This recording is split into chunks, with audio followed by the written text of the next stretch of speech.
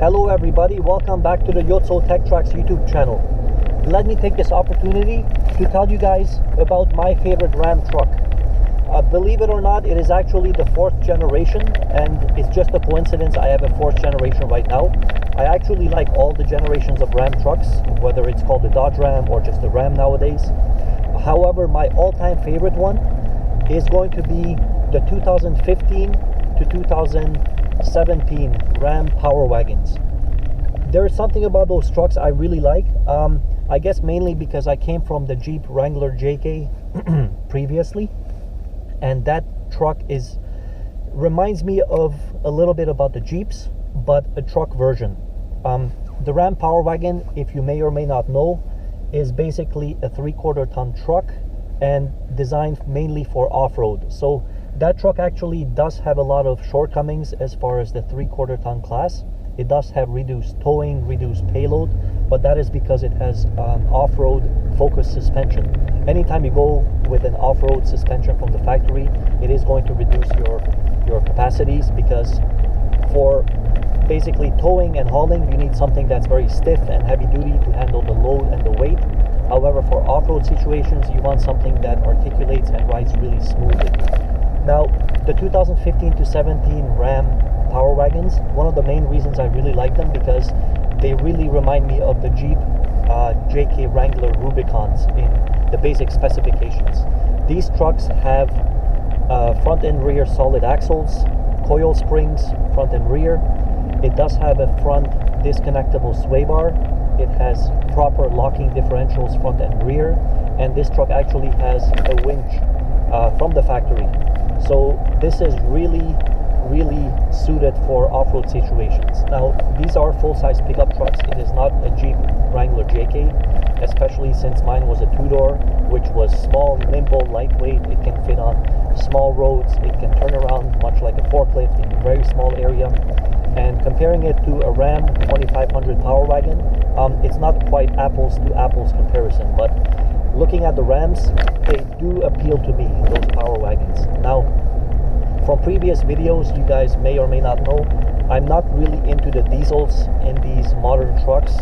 I did have experience with older diesels in older trucks, and those things, when I grew up, they were very simple, very easy to work on, and they weren't riddled with electronics and emission components like nowadays. Basically, the EPA is regulating how much emissions vehicles can produce, and manufacturers are still able to increase the power outputs of these trucks and get decent fuel economy for what they are, but they are riddled with sensors and basically diesel after treatment to get the emissions down to a very manageable level, which is a good thing because we all have to breathe the air. So it is what it is. You cannot avoid that. However, in my view, these Ram trucks are used for double duty, as in a daily driver application, and it is a weekend vehicle, which I use for my whole family and hold trailers, put canoes on tops, go skiing in the winter, you name it, all that good stuff. So a diesel engine is not really something I require. I don't need the capacity for towing, for hauling any significant weights. Again, this is basically a daily driver, and if I were to need something like that, I probably wouldn't look into the Power Wagon. Now, the diesel engine, if it were offered in the Power Wagons, I'm talking about the Cummins engine here in the 3/4 ton up, not the eco diesel in the half tons. These engines are very robust and very heavy duty. Arguably, it is one of the best light duty diesel engines you can get in these 3/4 tons or up trucks. However, the penalty you pay for the diesel engine is weight. Off the top of my head, these engines are roughly 1,200 pounds, which is hundreds of pounds heavier than the Hemi V8, which this Power Wagon I'm referring to has. That is the 6.4 liter. It does have a bigger capacity than the 5.7 liter in my truck, but then again, that truck is very heavy from the factory, so you need as much power as you can. And speaking of that, in the 2015 to 17 years, I believe that truck did have only one transmission, which was the 6-speed 66 RFE transmission. It is very similar to this 65 RFE I have in this 1500 truck. However, it does basically offer slightly different gear ratios. It does have a deeper first gear. The ratios are all basically shifted up through all the standard shift patterns. Instead of this one, it goes 1, 2, 4, 5, 6. That one is always going 1, 2, 3, 4, 5, 6. So it does have better gear ratio selection. It is a heavier duty transmission than this because, again, it's a heavier output, higher output engine, so it'll need that. That truck is basically, as far as I know, 2 inches higher suspension wise than a regular 2500 truck, and you are able to put on 35-inch tires, I believe, with no rubbing issues. So one of the good things about that is it has 456 axle ratios from the factory. So the Power Wagons are great for that. It gives you easy upgradability as far as the tire goes. You don't have to re-gear it right from the factory because you won't be lugging the engine that much, and it'll respond much better to larger tire sizes than this 1500 truck I have. This one does have the 355 axle ratio. It doesn't have the 392, which I would much prefer, but it is what it is. And one of the reasons I don't want to go much bigger than 33s on my truck is because I don't want to spend effort and money to re-gear the axles, because it's a 4-wheel drive truck. So I would have to do front and rear and get a tuner for speedo corrections and such, so it's not worth it in my opinion. I'm just going to go with a small lift, maybe a 2, 3, 4 inch lift on this truck soon, and as well as basically actually that's all I ever need. I'm not going to take this rock crawling, but comparing this to those Power Wagons, they do appeal to me quite a lot, as in heavy duty construction. I like the coil spring suspension. I enjoy the solid axle front and rear, just like in the Jeeps. I've gone to really like the robustness of that design. It is much stronger than this half-ton independent suspension, but then again, this one is designed more for smooth driving and making sure the steering is very precise, and in that truck it is more suited for heavy duty capacities, even though it's got reduced capacity as far as the towing and payload. It is still a really good truck if you're looking for a gasoline powered modern pickup truck. My second favorite truck would be also the 4th generation Ram Rebels. Now, if you are or are not familiar with those, they are a 1500 based truck just like this one, but it does have a locking differential, for example, in the rear. It does have an option for air suspension, such as this 1500 truck did. It does have skid plating on the bottom, and the angles of approach, departure, and breakover are really good for that. It is basically like a mild off-road truck. Nothing as crazy as the 3/4 ton Power Wagons, but from the factory, they really appeal to me as well. The only downsides to these Ram Rebels and the Power Wagons, in my view, is the price.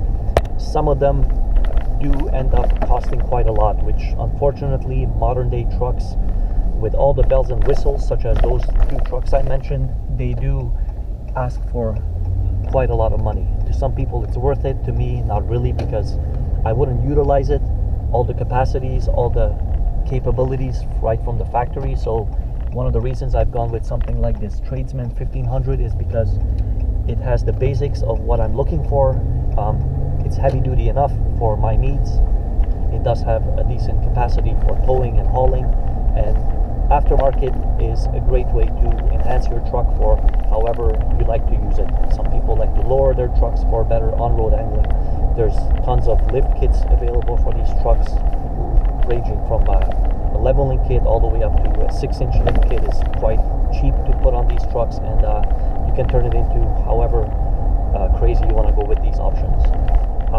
The aftermarket is also great for interiors, powertrain modifications, increased power in these trucks. It's quite easy to get, and because this is a 4th generation truck, not the current 5th generation, it is 2021 right now I'm making this video, so the prices are coming down in these aftermarket editions, which always, when the vehicles get older, parts do tend to become cheaper.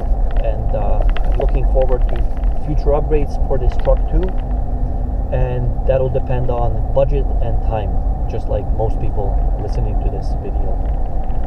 After that, I would say my favorite generation of trucks has to be the second generation. Once again, when my family and I came to Canada in the 90s, those trucks were pretty much hitting the scene, and they were a night and day difference compared to what was on the road. Everything was kind of mundane and subdued and boxy looking, and those trucks really had this big rig look. Those were pretty much the first trucks I saw that really caught my eye as far as how stylish manufacturers can make the trucks. And I can see some of that resemblance in this 4th Gen 1500 truck, and that's one of the reasons I really like this truck as well, because it's got a really good impression on me when I was little. And I really like these Ram trucks. I always wanted one, and this is exactly how I want mine to be spec'd out from the factory.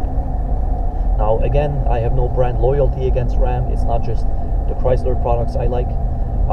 I did have an F-150 in the past, a Ford, and a GMC 2500 in the family, and all of those were really great for what they were. I have no complaints about either one of them. Nothing ever broke on us, nothing ever left us stranded. It's just trying out something new, as well as you can get a really good deal on these Ram trucks. If you really look hard, there are out there. It just depends on how you want it spec'd out. Once again, I really like these models that are more base model, because the basics that I'm really looking for are power steering, power brakes, air conditioning, power windows, power locks, 4-wheel drive, a V8 engine, a simple automatic transmission, and those things you can pretty much find if you look hard enough for them. And one thing I don't want is a fancy navigation or a leather interior or power moonroof, park distance control, and cameras front and rear. Those things you can quite easily put in yourself using the aftermarket if you ever need to.